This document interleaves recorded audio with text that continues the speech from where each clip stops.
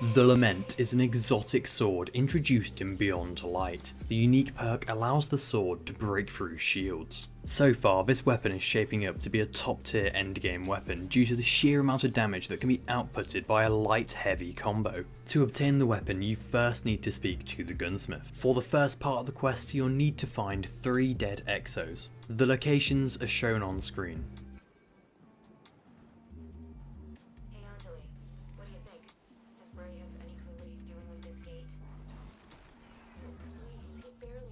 When we're in the same room. Keep your voice down. He's right down the hall. What if he hears you? It never hurts to be discreet. Who knows? Those maladaptive microchips could be. Any day now. It'll be time for another reboot. I have all the signs.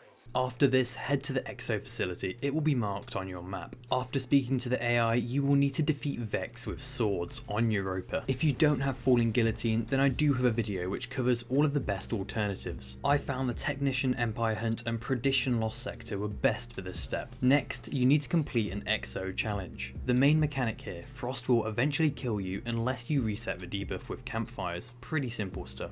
Now you need to defeat Vex with finishers. Again, lost sectors are your best bet. After all of this, you need to go into the Glassway Strike and kill a harpy at the end. This will grant you the Broken Blade. Speak with the gunsmith and complete the E50 in Lost Sector at the northern part of the Europa map. Finally, you'll be granted access to a mission where you obtain the weapon. So how does this weapon work? At face value, it works like a normal sword, but with the exception of a couple unique perks. First, damaging enemies will heal you, and when you block with this weapon, you gain 1 stack of Banshee's Wail. This buff allows the weapon to act much differently to a normal sword. This buff will increase damage, shield bypass, and even add champion shield piercing to the weapon. Kills with the buff active will grant more stacks of the buff, thus increasing damage. You will notice the heavy attack with the buff active has a slightly different, longer animation. To account for this vulnerability, stacks of Banshee's Wail will increase heavy attack damage resistance. The most effective way to use this weapon is 3 light attacks